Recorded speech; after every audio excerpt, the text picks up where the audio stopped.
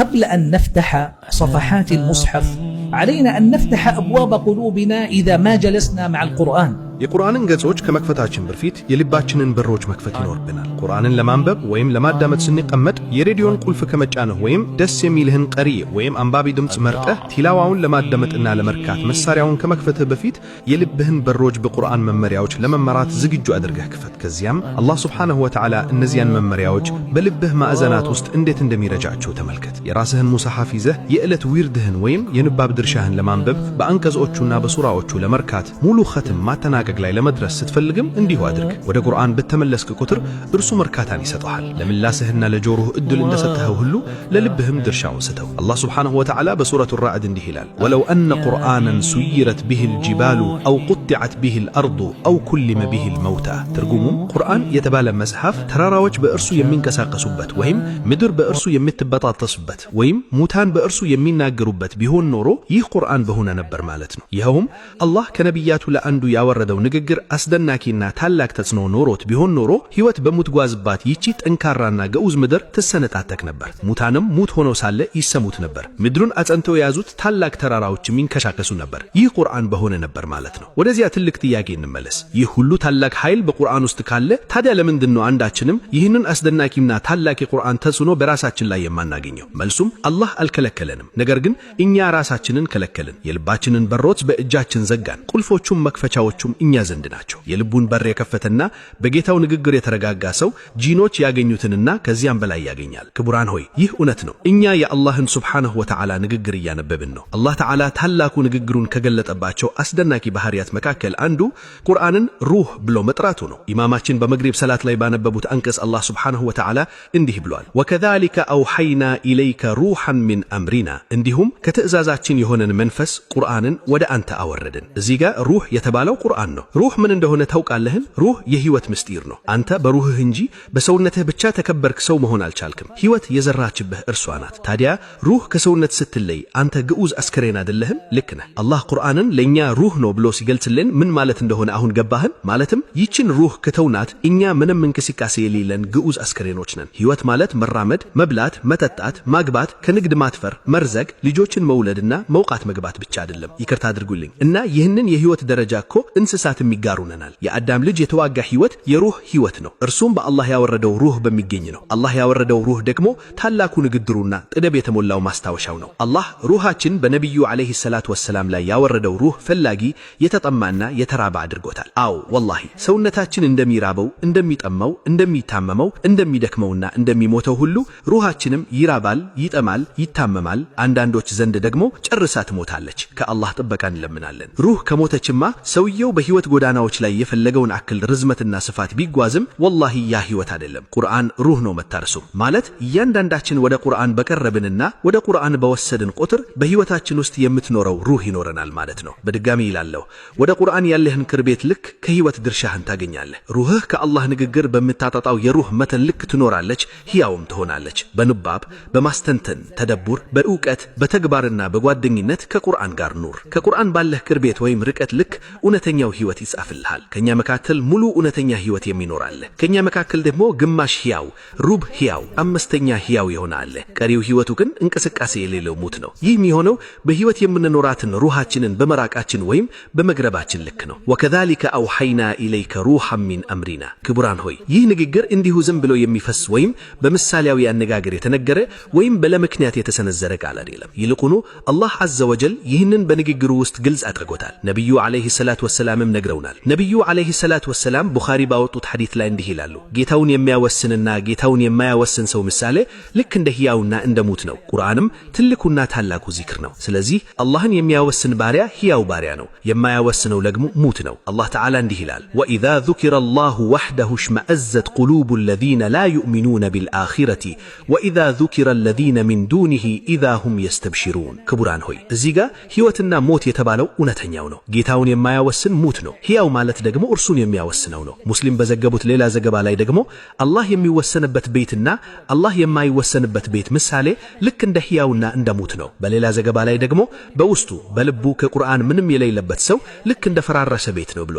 የፈራረሰ ወይም የወደመ ቤት ማለት ምን እንደሆነ ታውቃለህን? በቤቱ ጥርግ ወይም በሰግነት ላይ ያለች ለረጅም ዘመን ያልተከፈተች ጨለማ የተዘጋችና የተቆለፈች ጨለማ ክፍል ናት። ብትከፍታት ምን ያክል ነው? የሻገተች አቡስ የጠገበች በየማዕዘኑ የሸረሪት ድር የተገመደመባት መጥፎ ጠረር ያላትና ለአምስት ደቂቃ እንኳን መቆም የማትችልባት ጨለማ ክፍል ናት። ልክ አይደለም? በውስጡ ከቁርአን ምንም የሌለው ሰው ልክ እንደዚሁ ነው። በአላህ ይሁንባችሁ፣ በደረቱ ውስጥ የፈራረሰ ልብ እንዲኖር ማን ይፈቅዳል? አላህ ይጠብቀን። ልቦች ከአላህ ንግግር ሲርቁ ልክ እንደዚህ ይፈራረሳሉ። ለልብህ ሕይወትን ብርሃንንና መብራትን ትፈልጋለህን? ደስታን ትሻለህን? ከጌታዋ ንግግር አጠጣት፣ ትኖራለች ብቻ አላለም። ወላሂ በአላህ ጀለ ወዓላ ንግግር ትደሰታለች። ለዚህም ነው ሐፊዝ ኢብኑ ሐጀር ረሂመሁላህ በጌታውን የሚያወስንና ጌታውን የማያወስን ሰው ምሳሌ የሚለው ሐዲስ ላይ ሲናገሩ በእውነተኛ ሕይወትና ሞት የተገለጠው ቤቱ ሳይሆን በቤቱ የሚኖረው ሰው ነው ያሉት። የሚወሰንበትና የማይወሰንበት ቤት ምሳሌ ልክ እንደ ሕያውና እንደ ሙት ነው ሲባል ሕያውና ሙቱ ቤቱ ሳይሆን የቤቱ ባለቤት ነው። እርሳቸው እንዲህ አሉ፣ በቤቱ መገለጫ ላይ ሕያውና ሙት ተብሎ መሰየሙ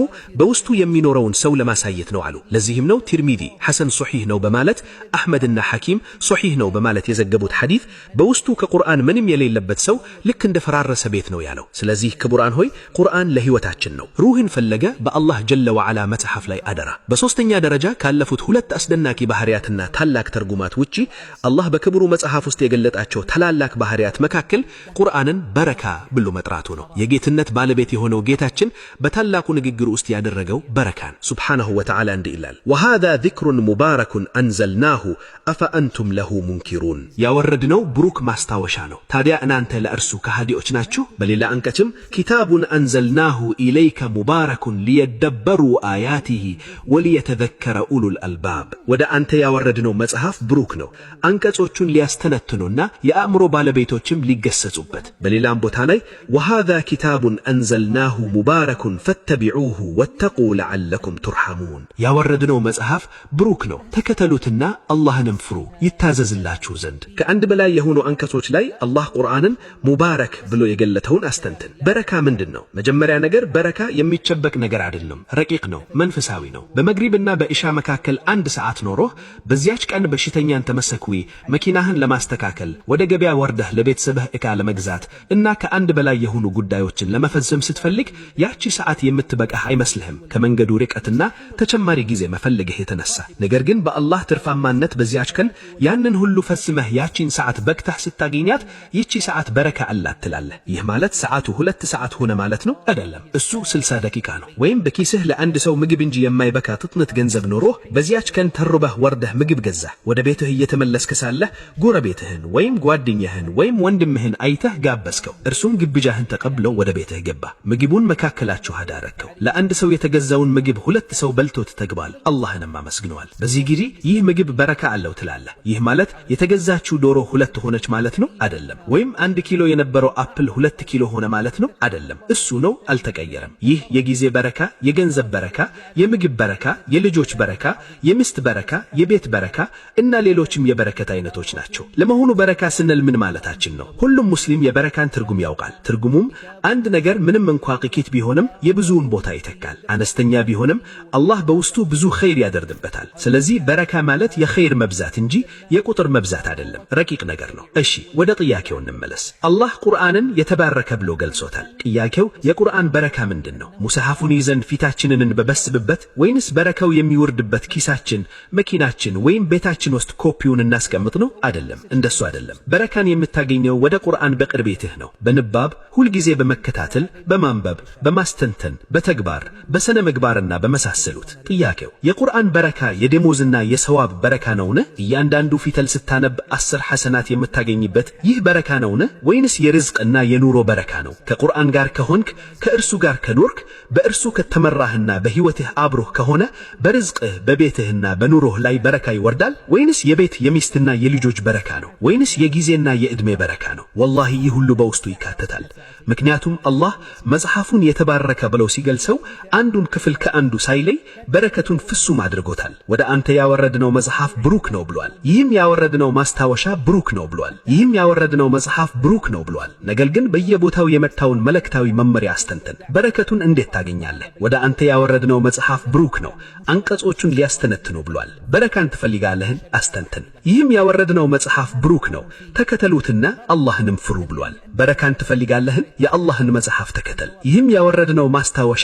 ይህ ሰዎችን በጌታቸው ፈቃድ ከጨለማዎች ወደ ብርሃን አሸናፊ ምስጉን ወደ ሆነው ጌታ መንገድ እንድታወጣ ወደ አንተ ያወረድነው መጽሐፍ ነው። ክቡራን ሆይ፣ የቁርአን ኡማዎች ሆይ፣ ቁርአን ብርሃን ነው። በትክክለኛው መንገድ የያዘው ሰው ሕይወቱ ይበራለታል። በድጋሚ ይላለው የአላህን መጽሐፍ ለሕይወታችን ብርሃን እንዴት እናደርገው? እንደ ምስኪኖች ተራ ሰዎችና አላዋቂዎች ቁርአንን መያዝ ከብርሃኑና ከበረከቱ መተከም ማለት ውድና ያማረ የቁርአን ቅጂ መግዛት፣ በጌጣጌጥ ሳጥኖች ውስጥ አስቀምጦ በመሳቢያዎች ውስጥ መቆለፍ፣ በቤቶች፣ በመኪናዎች፣ በህንፃዎችና በቤተ መንግስታቶች ውስጥ መስቀል ነው ብለህ እንዳታስብ በፍጹም። የቁርአንን በረከት፣ የቁርአንን ብርሃንና የቁርአንን መመሪያ የፈለገ ሰው አላህ በመጽሐፍ ውስጥ ያደረጋቸውን አንቀጾች፣ ሱራዎች፣ ጥበቦችና ምክሮች ኢማንን የሚጨምሩትንና የባሪያውን ደረጃ ከፍ የሚያደርጉትን አይኑ ስር ሊያደርጋቸውና ሊያተኩሩባቸው ይገባል። አዎ ለባለቤቱ አላህ በመጽሐፉ ውስጥ ያደረጋቸውን አስደናቂና ታላላቅ ትርጉሞችን የሚያስገኝለት የቁርአን ጓደኝነት ይህ ነው። የቁርአን ኡማዎች ሆይ አላህ አዘ ወጀል አዚዝ ነው፣ የበላይነት ለርሱ ብቻ ነው። መጽሐፉንም አዚዝ ብሎ ገልጾታል። እንዲህ ብሏል፣ ወኢነሁ ለኪታቡን አዚዝ ላ የእቲህ ልባጢሉ ሚን በይን የደይህ ወላ ሚን ኸልፊህ ተንዚሉን ሚን ሐኪሚን ሐሚድ። እርሱም በርግጥ አሸናፊ መጽሐፍ ነው፣ ከፊቱም ከኋላውም ውሸት አይመጣበትም፣ ጥበበኛ ምስጉን ከሆነው ጌታ የተወረደ ነው። የአዚዝ ንግግር አዚዝ ነው። አላህ በትክክል የያዘውን ሰው በርሱ ያከብረዋል። ለዚህም ነው ነቢዩ ዓለይሂ ሰላቱ ወሰላም አላህ በዚህ መጽሐፍ ሕዝቦችን ከፍ ያደርጋል፣ ሌሎችን ደግሞ ያዋርዳል ያሉት። አላህ ይህንን መጽሐፍ የያዘውን ሰው ከፍ ያደርገዋል፣ ያከብረዋል። ቁርአን አዚዝ በመሆኑ ምክንያት ከከንቱ ነገር ከውሸትና ከባጢል የተጠበቀ ነው። የበላይ የሆነው ጌታ ንግግሩን በአዘና ገልጾታል። ቁርአን አዚዝ በመሆኑ ምክንያት ከሕይወትህ ከተከበረውን ጊዜህን ከተከበረው ጥረትህን በሕይወትህ ውስጥ ያለህን ውድ ነገር ስጠው። ክብርን ከፈለክ የአላህን መጽሐፍ ያዝ፣ እርሱ አዚዝ ነውና። አላህ አዘ ወጀል ሐኪም ነው። መጽሐፉንም ሐኪም ብሎ ገልጾታል። እንዲህ ብሏል፣ ያሲን ወልቁርአኒል ሐኪም። ያሲን ጥበብ በተሞላው ቁርአንም ላለሁ። በሌላ ቦታም ትልከ አያቱል ኪታቢል ሐኪም፣ እነዚህ ጥበብ የተሞላው መጽሐፍ አንቀጾች ናቸው። እንዲሁም ተንዚሉም ሚን ሐኪሚን ሐሚድ፣ ጥበበኛ ምስጉን ከሆነው ጌታ የተወረደ ነው። በሌላ ቦታም ወኢነከ ለቱለቃል ቁርአነ ሚን ለዱን ሐኪሚን ዓሊም፣ አንተም ቁርአንን ጥበበኛ አዋቂ ከሆነው ጌታ ዘንድ በርግጥ ትሰጣለህ ብለዋል። አላህ እንዲህ ብለዋል፣ ኪታቡን ኡሕኪመት አያቱሁ ثم ፉስለት ሚን ለዱን ሐኪሚን ኸቢር። እነዚህ አንቀቶቹ የተጠነከሩ ከዚያም ጥበበኛ ውስጥ አዋቂ ከሆነው ጌታ የተዘረዘሩ የሆነ መጽሐፍ ነው። ጥበበኛ የሆነው አላህ በጥበብ እንጂ አይናገርም። ስለዚህ ጥበብንና ትርጉማን የፈለገ አላህ ትክክለኛውን ነገር፣ እውነተኛውን ውሳኔ፣ ስኬትንና ተውፊቅን በሕይወቱ እንዲለግሰው የሻ ሰው የአላህን መጽሐፍ ያዝ። አላህ ጥበብን ያወርሳል፣ ጥበብን ለሚሻው ሰው ይሰጣል። አላህ ጥበብን ለሚሰጣቸው ሰዎች መካከል መጽሐፉን በትክክል ያዙት ይገኛሉ። የተከበረውን መጽሐፍ በትክክል መያዝ ማለት ምን እንደሆነ ደግመን ደጋግመን እንለዋለን። ሁል ጊዜ በመከታተል ወደ እርሱ መቅረብና ከእርሱ ጋር መኖር ነው። ከላይ የተጠቀሱት ትርጉሞችና ባህሪያት እንዲሁ በውጫዊ ባዶና ቅርጽ ባላቸው ነገሮች ብቻ የሚገኙ ይመስለው የነበረ ሰው እንዳይኖር በፍጹም። በምላስ ማንበብ ቲላዋ ራሱ ቁርአንን ከመያዣ በሮች አንዱ ነው። ግን ከአይምሮ መገኘት፣ ከልብ መክፈት፣ ከማስተንተንና ከማስተዋል፣ በጉጉት በፍቅርና በናፍቆት አላህ በታላቁ መጽሐፍ ውስጥ ያደረጋቸውን ታላላቅ ትርጉሞች ፍለጋ ጋር ካልሆነ በስተከር ሰውየው ከቁርአን የሚኖረው እድሉ የወሰደውን ያክል ብቻ ነው። ስራዎች ሁሉ በኒያ ብቻ ናቸው። ለእያንዳንዱም ሰው ያሰበው ብቻ አለው። ከኛ መካከል አጅርና ሐሰናትን ብቻ የሚያስባለ፣ ለእያንዳንዱም ያሰበው ብቻ አለው። ከኛ መካከል ደግሞ ከዚህ አብሮ የሚያነበውን አላህን መጽሐፍ ሱረቱል በከራን ወይም አልሙልክን ወይም ዊርዱ ምንም ይሁን ከደረሰው ህመም ወይም ከገተመው ችግር ለመፈወስ ንያ የሚያደርግ አለ። ለእያንዳንዱም ያሰበው ብቻ አለው። ሶስተኛው ደግሞ አላህ በልብ ውስጥ የሚማለፍባቸው አንቀጾችና ሱራዎች መመሪያዎችን እንዲጥልበት ንያ ያደርጋል። የባለፉት ህዝቦችን ታሪክ ያነባል። የጀነትንና የጸጋዋን መግለጫ ያነብና ይናፍቃል። በፍቅር በጉጉትና በተስፋ አይኖቹን ባያፈሳሉ። ሪባዬ ከፍርደውስ ሰዎች አድርገኝ አድርገኝ ይላል። የቅጣትን የጀሃነምንና የሰንሰሎችን አንቀጾች ሲያልፍ ልቡ በፍርሃት ይነቃነቃል፣ አይኖቹ እንባ ያፈሳሉ። ሪባዬ ባንተ እጠብቃለሁ፣ ከእሳት ቅጣት ጠብቀኝ ይላል። ባለቤቱ ያሰበው ይህ ተጽዕኖ ይደርሰዋል። ለእያንዳንዱም ያሰበው ብቻ አለው። ሙስሐፉን ለማንበብ ስትያዝ ወይም ቲላዋ ለማዳመጥ ስትከፍት ንያህ ምን እንደሆነ ራስህን ጠይቅ። ልብህን እዚህ ጋር አምጣው፣ ያሰብከውን ታገኛለህ። ስለዚህ ከቁርአን ጋር ያሉህን ንያዎች አብዛ። ከአላህ መጽሐፍ ጋር ያለህ ግንኙነትም ቀጣይነት ያለው የጓደኝነት ግንኙነት አድርገው። ክቡራን ሆይ አላህ ዐዘ ወጀል መጂድ ነው። ቁርአኑንም መጂድ ብሎ ገልጾታል። እንዲህ ብሏል፣ ቃፍ ወልቁርአኒል መጂድ፣ ቃፍ በተከበረው ቁርአንም ላለሁ። በሌላ ቦታም በል ሁወ ቁርአኑን መጂድ ፊ ለውሒን መሕፉዝ፣ ይልቁንም እርሱ የተከበረ ቁርአን ነው በተጠበቀ ሰሊቃ ውስጥ ለውሒል መሕፉዝ ውስጥ ያለ። መጂድ ማለት የኸይር መብዛት ክብርና ልዕልና ማለት ነው። ቁርአንም ልክ እንደዚሁ ነው። አላህ ተዓላ እንዲህ ብሏል፣ ወኢነሁ ለዚክሩን ለከ ወሊቀውሚከ ወሰውፈ ቱስአሉን፣ እርሱም ቁርአን ለአንተም ለሕዝብህም በርግጥ ክብር ነው፣ ወደፊትም ትጠይቃላችሁ። ክብርና ልዕልና በቁርአን አማካኝነት ይገኛል። ቁርአንን ለያዘና በርሱ ለተመራ ሰው። ክቡራን ሆይ አላህ በቁርአን ውስጥ ለቁርአን ያደረጋቸውን እነዛን አስደናቂ ባህሪያት መከታተል ከጀመርን ንግግራችን ይረዝማል። ግን በሁለት ባህሪያት ቋጀዋለሁ። አንደኛው ሽፋእ ነው። አላህ በሶስት የቁርአን አንቀጾች ላይ ታላቁን መጽሐፉ ፈውስ ብሎ ገልጾታል። ያ አዩሃ ናሱ ቀድ ጃአትኩም መውዒዘቱን ሚን ረቢኩም ወሽፋኡን ሊማ ፊ ሱዱር ወሁደን ወረሕመተን ልልሙእሚኒን። እናንተ ሰዎች ሆይ ከጌታችሁ ዘንድ በርግጥ ግሴጣ በደረቶች ውስጥ ላለውም ፈውስ ለምእመናንም መመሪያና እዝነት መጣላችሁ። በሌላ ቦታም ወኑነዚሉ ሚነል ቁርአን ማ ሁወ ሽፋኡን ወረሕመቱን ልልሙእሚኒን፣ ከቁርአንም ለምእመናን ፈውስና እዝነት የሆነን ነገር እናወርዳለን። እንዲሁም ቁል ሁወ ሊለዚነ አመኑ ሁደን ወሽፋ፣ እርሱ ለነዚያ ላመኑት መመሪያና ፈውስ ነው በላቸው። እዚህ ጋር ሁለት ጥያቄዎች አሉ። የመጀመሪያው በቁርአን ውስጥ ያለው ፈውስ አካላዊ የህዋሳት ነው ማለት ነው ወይንስ መንፈሳዊ ረቂቅ ነው? በውስጡ ላለው ኢማን መመሪያና እርግጠኝነት የቂን ሲባል የልቦች ፈውስ ነው። ይሄው ከክህደት ከንፍቅና ከጥርጣሬ ከምቀኝነትና ከልብ በሽታዎች መድኃኒት መሆኑ ነው ወይንስ መንፈሳዊ ነው ማለት ቁርአን ለአካላዊ ህመሞቻችን ለራስ ምታት፣ ለሆድ ቁርጣት፣ ለቁስልና በሰውነት ውስጥ ላሉ የተለያዩ ህመሞች ፈውስ ነው ማለት ነው? የኢስላም ህዝቦች ሆይ ምን ትላላችሁ? መልሱ ለሁለቱም ነው። ዝም ብሎ በስሜት ብቻ እንዳይሆን። እኛ የሙስሊም ኡማዎች ነን። ስለ ቁርአን ማንኛውንም ነገር ዝም ብለን መናገር የለብንም። ነገር ግን በእውቀትና በማስረጃ መናገር አለብን። አዎ እርሱ ለሁለቱም ነው። በሶስቱ አንቀጾች ላይ አስተንትን። በአንዳንዶቹ ላይ በደረቶች ውስጥ ላለው ፈውስ ተብሎ ተገድቧል። ይሄው መንፈሳዊ ፈውስ ነው። በኢማን በየቂን በውዴታ በእውነተኝነትና በአላህ ላይ በመተጋት ተወኩል ከልብ በሽታዎች ከምቀኝነት ከንፍቅና ከኢስሙ ላይ ሪያ ከኩራት ከራስ መደነክና ከትዕቢት የሚገኝ ፈውስ ነው። በአንዳንድ አንቀጾች ላይ ደግሞ ፍጹም አጠቃላይ ሆኖ መጥቷል። እርሱ ለነዚያ ላመኑት መመሪያና ፈውስ ነው ይላል። ሱናም እንደሚያሳየው በአቡ ሰዒድ አልኹድሪ ረዲየላሁ ዐንሁ ሐዲስ ላይ ወደ አንድ ህዝብ በሄዱ ጊዜ ሊያስተናግዷቸው ፈቃደኛ አልሆኑም። ከዚያም የዚያ ህዝብ አለቃ በጊንጥ ተነደፈና የሚያክምላቸው ሩቅያ የሚያደርግላቸው ሰው ፈለጉ። አቡ ሰዒድ ረዲየላሁ ዐንሁ ክፍያ እንዲሰጧቸው መሻረጡን ገልጸው ሱረቱል ፋቲሐን አነበቡበት። ሰውየውም ልክ ከእስራት እንደተፈታ ሰው ተነሳ። አሁን አቡ ሰዒድ ረዲየላሁ ዐንሁ በምን አነበቡበት? በሱረቱል ፋቲሐ። በምን ላይ አነበቡበት? በጊንጥ በተነደፈ በሽተኛ ላይ። ይሄ እኮ አካላዊ ህክምና ነው። በሰውነት ውስጥ የገባ መርዝ ነው። እሱን የሚያጠፋ መድኃኒት ወይም ደም ማፍሰስ የሚያስፈልገው ጉዳይ ነበር። ነገር ግን ፋቲሐን በማንበብ ብቻ ተበቃቃ። ልክ ከእስራት እንደተፈታ ሰው ተባለ። ወደ አላህ መልእክተኛ ዓለይሂ ሰላቱ ወሰላም በመቱ ጊዜ ክፍያውን ስለመውሰድ እና ስለሰጧቸው በጎች ጠየቋቸው። ነብዩ ዓለይሂ ሰላቱ ወሰላም ውሰዱት፣ ከናንተ ጋር ለእኔም ድርሻ አድርጉልኝ ያሏቸው። ነገር ግን ለአቡ ሰዒድ እርሷ ፋቲሐ መሆኗን ምን አሳወቀህ አሏቸው። ይሄ ጥያቄ ከአላህ መልእክተኛ ሰለላሁ ዐለይሂ ወሰለም የተሰነዘነ አስደናቂ የማረጋገጫና የማስጠንቀቂያ ጥያቄ ነው። ይሄንን ካወቅን ወደ ሁለተኛው ጥያቄ እንመጣለን። ለመሆኑ እኛ ለአንዳንድ ህመሞቻችንና በሽታዎቻችን ቁርአንን ለፈውስ ስናነብ ለምንድን ነው ተእሲሩን ማናገኘው? ይሄ ይከሰታል አይደለም? ታዲያ ችግሩ ከኛ ነው ወይንስ ከቁርአን? ችግሩ ከኛ ነው። ምክንያቱም አላህ ቁርአንን ፈውስ መሆኑን ነግሮናል። ወገኖቼ ጉዳዩ እነዚያን ሸሪዒ ፈውሶች ስንጠቀም በልብ ውስጥ የሚያርፈው የቂንና እርግጠኝነት ላይ የተመሰረተ ነው።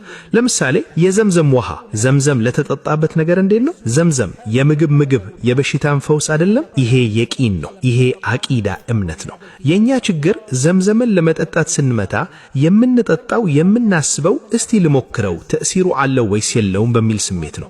አላህን መሞከር አይገባም። ይሄ አይመትም። ቁርአንን በራሳችን ላይ ወይም በበሽተኞቻችን ላይ፣ በሚስታችን፣ እናታችን፣ አባታችን፣ ልጆቻችን ላይ በፋቲሃ፣ በአያተል ኩርሲ፣ በበቀራ መጨረሻዎች፣ በአልሙዓዊዘተይን እና በአልኢኽላስ ስናነብ ልክ እንደምንከታተልና ተእሲሩ መጣ፣ በሽታው ጠፋ፣ ህማሙ ተነሳ ብለን እንደምናይ እንሆናለን። የእኛ ችግር በየቂን መዳከም ወይም በየቂን ማጥፋት ላይ ነው። እስቲ ወደ ሌላ ምስል ልውሰድህ። የራስ ምታት ወይም ሆድ ህመም አጋጥሞህና ወደ ሐኪም ብትሄድ መርምሮህና እይተህ መድኃኒት ቢሰጥህ የራስ ምታት ማስተጋሻ ኪኒን ወይም ያለ ሐኪም እንኳን ራስህ የራስ ምታት ሲሰማህ ሁላችንም የምናውቃቸውን የራስ ምታት ማስተጋሻ ኪኒኖች ብትወስድ ያንን ኪኒን በዋለህክበት ቅጽበት የራስ ምታቱ መጥፋትና መላላት እንደጀመረ ይሰማሃል። ምንም እንኳን በሕክምናው መሰረት የመድኃኒቱ ሥራ የሚጀምረው ተፈጭቶ በሰውነት ውስጥ ተሰራጭቶ ተእሲሩ ሲደርስ ቢሆን ይሄ ደግሞ ደቂቃዎችን ይፈልጋል። ታዲያ የዚህ ትርጉሙ ምንድነው? ትርጉሙ ይሄ ለዚህ መድኃኒት ነው ብለን የምንቀበለው የቂን ወይም እርግጠኝነት እኛ ዘንድ አለ ማለት ነው።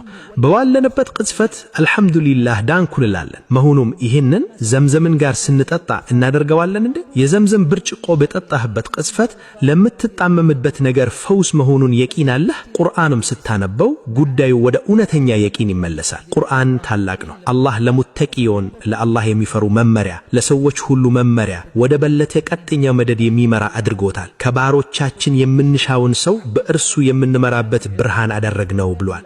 ለምእመናን መመሪያና ብስራት፣ ለሙስሊሞችም መመሪያ እዝነትና ብስራት ነው። አላህ ይህንን ሁሉ ነግሮናል። ስለዚህ የቁርአንን መመሪያ ከፈለግን እና በእርሱ ለመተከም ከሻን ትክክለኛ የቁርአን ጓደኛ እንሁን። ክቡራን ሆይ የቁርአን ጓደኝነት እንዲሁ ዝም ብሎ ማንበብ ብቻ የሆነ ትልቅ ደረጃ ነው። በየቀኑ ከአላህ መጽሐፍ ዊርድ ሊኖርህ በጣም ጥሩና የማረ ነገር ነው። በየሳምንቱ፣ በ5 ቀኑ፣ በ10 ቀኑ ወይም ቢያንስ በየወሩ ቁርአንን መختም ታላቅ ነገር ነው። በጣም የማረና ታላቅ ነገር ነው። ግን በዚህ ብቻ አትበቃቃ። ከዛ በላይ የሆነውን ፈልግ። ከቁርአን ዊርድህ ጋር የልብ መገኘትና ጥቅም ማግኘትን አድርግ። ከእርሱ ጋር ማስተንተንና ማስተዋልን አድርግ። መመራትን አድርግ። አላህ በቁርአን እንዲመራህ ንያ አድርግ። በአላህ ጀለ ወዓላ ትርፋመነቱ ተእሲሩን በእርግጥ ታገኘዋለህ። ያ ሐዩ ያ ቀዩም በረሕመትህ እንማልፋለን። ጉዳዮቻችንን ሁሉ አብጅልን። ለአይን ጡቅሻ ያህል እንኳን ወደ ራሳችን አትተወን። ያ አርሐመ ራሒሚን አላሁም ያ ከሪም ያ መናን በበጎ ስሞችህ እንለምንሃለን። ከቁርአን ሰዎች የአንተ ቤተሰቦችና ልዩ ባሮች የሆኑት እንድታደርገን ያ ዘልጀላሊ ወልኢክራም። አላሁም በታላቁ ቁርአን በጥቅሙ ተጠቃሚ አድርገን ከፍም አድርገን። ጌታዬ ሆይ ለኛ ለወላጆቻችን ለትዳር አጋሮቻችንና ለዝርያዎቻችን አማላጅ መሪ ብርሃን መመሪያና እዝነት አድርገን ያ ዘልጀላሊ ወልኢክራም። ጌታ ረባችን የቁርአንን በረከት የቁርአንን ብርሃን የቁርአንን መመሪያ የቁርአንን ፈውስ የቁርአንን አማላጅነት የቁርአንን እዝነት ማስታወሻነቱን ምክሩንና በታላቅ መጽሐፍህ ውስጥ ያደረከውን ሁሉ እንለምንሃለን። አላሁም በቁርአን ሰዎች ክብር አክብረን በመንገዳቸው ምራን ያ ዘልጀላሊ ወልኢክራም። አላሁም ታላቁን ቁርአን የልባችን ማደረሻ ረቢዕ የደረታችን ብርሃን የሐዘናችን መግፈፋ የጭንቀታችን ማስወገድነት እንድታደርግልን እንለምንሃለን። አላሁም ከቁርአን ያላወቅነውን አስተምረን የረሳነውን አስተውሰን በአዳርና በቅናጤ ሰዓቶች ውስጥ ያንተን የሚያስደስትህ በመልኩ ማንበቡን ለግሰን። ኢላሂ ሆይ በትክክል ከቁርአን ሰዎችና በእውነት ከባሎቹ አድርገን። ጌታዬ ሆይ የልባችን በሮችን ለታላቅ መጽሐፍህ ክፈት፣ በታላቅ መጽሐፍህ መሪሃዎችን ሞራቸው። ጌታ ረባችን በእርሱ ተጠራህበት የምትመልስበት ከተጠየቅክበት የምትሰጥበት በታላቅ ስምህን ለምንሃለን። በታላቅ መጽሐፍህ ማንበብ ማስተንተን ሁልጊዜም መከታተልና ማሕፈዝን በቁርአን በመሸምደድ ከፍጥረቶችህ ሁሉ በልጠ ደስተኛ እንድታደርገን።